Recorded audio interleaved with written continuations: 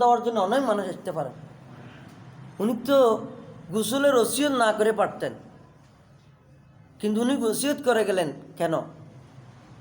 তাহলে এটা অবশ্যই গুরুত্বপূর্ণ বিষয় যে আলী আমাকে তুমি রসুলকে যেভাবে গোসল দিয়েছ আমাকে তোমার হাতে গোসল দিয়াইবা এবং রসুলের রোজার পাশে গিয়ে আমাকে হাজির করাইবা। রসুল যদি রোজা থেকে আওয়াজ দেয় আমাকে রসুলের রোজার পাশে শোয়াইবা। এই জন্য কবি বলতেছে, কদম মে মুস্তফা কে কদম মে মুস্তফা কে মেরা মাজার होता वो खाके बाके होता मैं खाके सार होता साला दुनिया।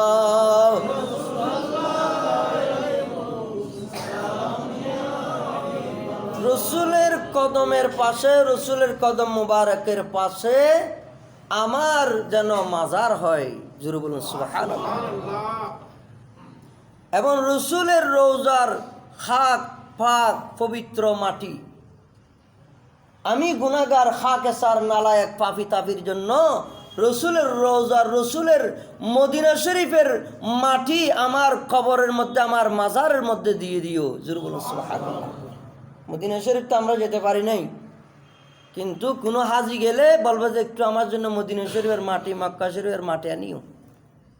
আমি মারা গেলে আমার কবরে মদিনা শরীফের মাটি, মক্কা শরীফের মাটিগুলো দিলেও হলো অন্তত পক্ষে আমার কবরে মদিনা শরীফের মাটি, মক্কা শরীফের মাটি আছে।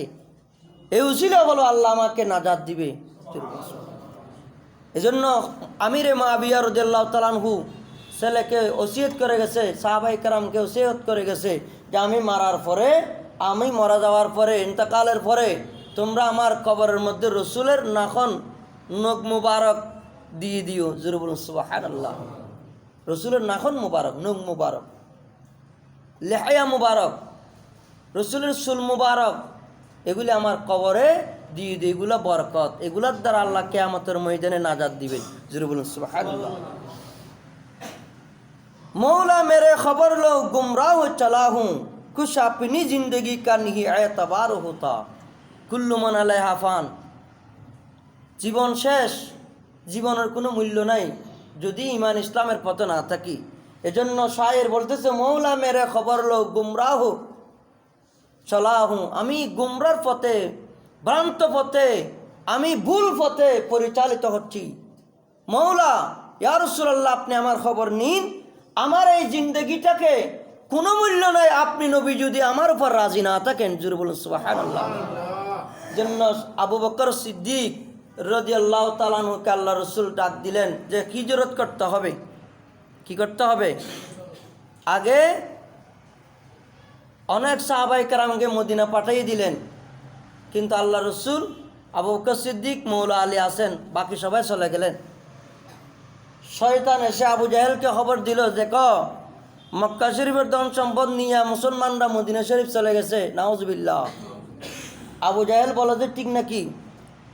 বলে আজকেই দারুন নদওয়ায় বসে বৈঠকে সিদ্ধান্ত নিলেন মুহাম্মদের কল্লা কাটিয়ে আনতে হবে, জোরে বলুন নাউজুবিল্লাহ। সিদ্ধান্ত নিলেন আবুল হাকম, আবু জাহেলের নাম ছিল আবুল হাকম, জ্ঞানী মানুষ ছিলেন, ওনার নাম জ্ঞানী, নামে জ্ঞানী আবুল হকম, কিন্তু নবী না চিনার কারণে তার নাম হয়েছে আবু জাহেল, জোরে বলুন নাউজুবিল্লাহ। নবীকে চিনলে আবুল হাকম ঠিক থাকতো, নবী না চিনার কারণে তার নাম হয়েছে আবু জাহেল, বড় মুরুক্ষ, মুরুক্কর বাপ। এই জন্য নবী চিনতে হবে। নবী না চিনিলে আপনি আবুল হাকম হন, ডক্টর হন, আল্লামা হন, ফাল্লামা হন, ফাহ্হামা হন, মুফাসসির হন, মুহাদ্দিস হন, আপনার কোনো দাম নাই যদি আপনি নবী না চিনেন, জোরে বলুন নাউজুবিল্লাহ। এই জন্য আমাদেরকে নবী চিনতে হবে। সিদ্দিক আকবর নবী চিনেছেন, সিদ্দিক আকবর এবং মৌলা আলী আল্লাহ রসুল, এই তিনজন ছাড়া আর কিছু সাহাবী ছিলেন, হযরত আব্বাস ছিলেন, হ্যাঁ ছোট ছোট বাচ্চা ছিলেন মক্কা শরীফের মধ্যে। আবু জাহেল বলে যে সুযোগ খারাপ করা যাবে না, মোহাম্মদকে একাই পেয়েছি, মারতে হবে আজকে। মারার জন্য প্রস্তুত। এদিকে আল্লাহ ইশারা করলেন, হাবিব আপনি চলে যান। চলে যাওয়ার পথে আবু বকর সিদ্দিককে ডাক মারলেন ঘরের দরজায়। আবু বকর সঙ্গে সঙ্গে সাড়া দিলেন। বলে অনেক ঘটনা সংক্ষেপে বলতে হচ্ছে যে আবু বকর সিদ্দিক, তোমাকে আমি ডাক দেওয়ার সাথে সাথে কেমনে পেলাম? বলে রসুল যেদিন বলছেন হিজরত করবেন সেদিন থেকে ঘুম কোনোদিন যায় নাই। এটার নাম হলো সিদ্দিক আকবর। মৌলা আলীকে বিছানায় শুয়ে দিলেন, আলী তোমাকে বিছানায় শুয়ে দিচ্ছি, মানুষের আমানত আছে, সে আমানতগুলি তোমাকে দিয়ে দিতে হবে। আবু জাহেলের সঙ্গে লস্কর বাহিনী নিয়ে আসলেন, বিছানায় কম্বল বেরান অবস্থায় দেখলেন আলীকে। জোরে বলুন না সুবহানাল্লাহ। পায়ের দিকে মিকাইল ইসলাম, মাথার দিকে জিব্রাইল আমিন হেফাজতের দায়িত্ব আছেন। কারণ হেফাজতের মালিককে, রিজিকের মালিককে, হায়াতের মালিককে আল্লাহ। আল্লাহর নবীকে মারবে আবু জাহেল। আল্লাহ বলেন আপনি চলে যান। গারে সুরে যাওয়ার পথে গারে সুর অবস্থান করবে। গারে সুরের গুহার মুখের মধ্যে মাকড়সাকে বলে দিলেন জাল বানাও, ডিম পারো। জোরে বলুন সুবহানাল্লাহ। আবু বকর সিদ্দিক ঢুকলেন, ওখানে ছিদ্রগুলি নেড়ে দিলেন, সাপে এসে কামড় দিলেন, কিন্তু রসুলের তাজিম বেহুরমতি করলেন না, রসুলকে সম্মান করলেন। এই জন্য আসলুল উসুলে বন্দগি উস্তাদ ওয়ার কে হে, ফরায়দ ফুরু হে, আসলুল উসুলে বন্দগি হে। ফরজের ফরজ হলো নবীর তাজিম করা। জোরে বলুন সুবহানাল্লাহ। আসল উসুল হলো নবীকে মানা। জোরে বলুন সুবহানাল্লাহ। নবীকে মানলে আপনার সব ঠিক থাকবে। এই জন্য আবু বকর সিদ্দিক রাদিয়াল্লাহু তাআলা আনহু বলেন, ইয়া রাসূলুল্লাহ আপনি সবগুলোর মধ্যে আগে, কিন্তু আজকে গর্তের মধ্যে আমি আগে যাব। পরিষ্কার করে দিলেন এবং এদিকে ডিম ফেরে দিলেন, জাল বুনিয়ে দিলেন। যাওয়ার পথে আবু জাহেল ডিগলার দিলেন, এ সুরাকা বিন জুসম, মুহাম্মদ নাকি পালিয়ে যাচ্ছে। জোরে বলুন নাউজুবিল্লাহ।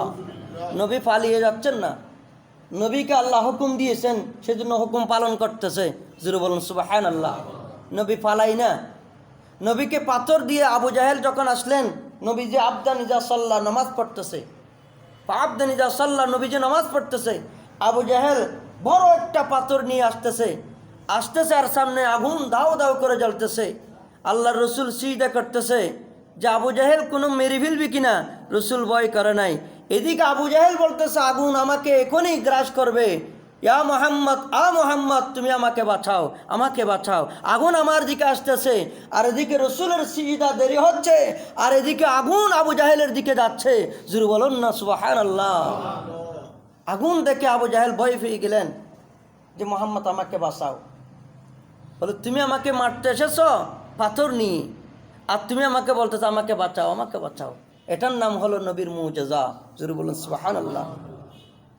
আল্লাহ রসুল সাল্লাল্লাহু আলাইহি সাল্লামকে মারার জন্য আবু জাহেল গর্ত করে রেখেছে, উপরে বিভিন্ন জিনিস দিয়ে সুন্দর করে ফুল বিছানা বানিয়ে রাখলেন। আবু বকর সিদ্দিক বলে, ইয়া রাসূলুল্লাহ আপনি এখানে আগে যাবেন না, আমি আগে যাব। আমি পা আগে দেব, আপনি পা আগে দিবেন না।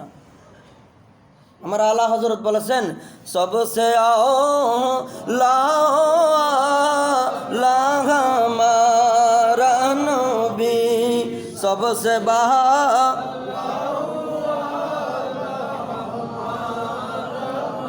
এই আলা হযরতের শের কত সুন্দর, কত চমৎকার শের। সবসে আলা ওয়ালা হামারা নবী, সবার উর্দিও সেরা, সবার শ্রেষ্ঠ ও সেরা আমাদের নবী। জোরে বলুন সুবহানাল্লাহ। আবু বকর সিদ্দিক বলে, ইয়া রাসূল আপনি আগে যাবেন না। বলে না তুমি আগে যাও না, আমি আগে যাব। যাই হোক, আবু বকর সিদ্দিক যখন পা দিলেন, ফস করে যখন পা ঢুকতেছে নিয়ে ফেললেন। জোরে বলুন সুবহানাল্লাহ। কেমন কাফের, কেমন বেঈমান, এরা নবীকে মারার জন্য উঠে পড়ে লেগেছিল দারুণ দোয়ায়, নবীর গলা বন্ধ করে দেওয়ার জন্য, নবীর ঠং, নবীর কণ্ঠকে বন্ধ করে দেওয়ার জন্য কাফেররা আজ পর্যন্ত, তখন পর্যন্ত সদা সর্বদাই মশগুল। আল্লাহ আমাদেরকে তাদের থেকে হেফাজতে রাখুক, সকলে বলুন আমিন। এদিকে সুরাকা বিন জুসম সে বলে যে আমি মুহাম্মদের কল্লা কেটে নিয়ে আসবো। জোরে বলুন নাউজুবিল্লাহ। যখন রসুলকে দেখতেছে, গারে সুরের মধ্যে 3 দিন ছিলেন, 4th দিন হেঁটে যাচ্ছেন, এখান থেকে রাকালরা এসে নবীকে দুধ খাওয়াছেন। বলে আমাদের আমাদের ছাগলগুলির দুধ বন্ধ, খাবার দাবার বন্ধ, কি হয়েছে জানি না, কিন্তু হঠাৎ করে আজকে দেখলাম যে আপনি নবীকে যখন দুধ খাওয়াইয়ে আনলাম, দেখলাম যে ছাগলের স্তনের মধ্যে দুধ আর দুধ। জুড়ে বলুন সুবহানাল্লাহ। হযরত মা'বাদ রাদিয়াল্লাহু তাআলা বর্ণনা করেছেন যে ছাগলের রাখাল ভর্তি, হ্যাঁ, ছাগল, সমস্ত ছাগলের স্তনের মধ্যে দুধ আর দুধ, নিয়ামত আর নিয়ামত। শুধু নবীকে খাওয়াচ্ছেন, এই জন্য আল্লাহ নিয়ামত ঢেলে দিলেন। জুড়ে বলুন সুবহানাল্লাহ। আর এদিকে সুরাকা বিন জুসম নিয়ত করলেন নবীকে মারবে, সামনে সামনে যাচ্ছে, সামনে সামনে যাচ্ছে, মাটিগুলি কাদা মাটির মতন নরম হয়ে, তখন ঘোড়া যে সাওয়ার হলেন সেই সাওয়ারের পা আস্তে আস্তে মাটির ভিতরে ঢুকে যাচ্ছে, ঢুকতে ঢুকতে ঢুকতে তার যখন পা পর্যন্ত, হাঁটু পর্যন্ত, রাম পর্যন্ত যখন ঢুকে যাচ্ছে, মোহাম্মদ, মোহাম্মদ, ইয়া মোহাম্মদ, আমাকে বাঁচাও, আমাকে বাঁচাও, আমাকে বাঁচাও, তুমি না বাঁচাইলে আমি বাঁচতে পারবো না। দেখেন, রসুলকে মারার জন্য আসলেন, কিন্তু মারান মালিককে আল্লাহ, সবগুলা দেখে আছেন আল্লাহ। এই জন্য এই যে সুসি, আং সাং সুসি আজকে আটক হয়ে গেছে, কতগুলি রোহিঙ্গাদেরকে মেরেছেন, কতগুলি মাসুম বাচ্চাদেরকে মেরেছেন, কতগুলি গর্ভবতী মহিলাকে জীবন্ত ফুড়িয়ে দিয়েছেন। যারাই করুক তাদের বিচার একদিন না একদিন হবে। আল্লাহ আমাদেরকে নবীর হিজরতের ঘটনা থেকে, সিদ্দিক আকবরের কোরবানি থেকে রসুলের প্রতি মহাব্বত কিভাবে সৃষ্টি হয় সেই জাগরণ আমাদের অন্তরে সৃষ্টি হোক, সে আশা রেখে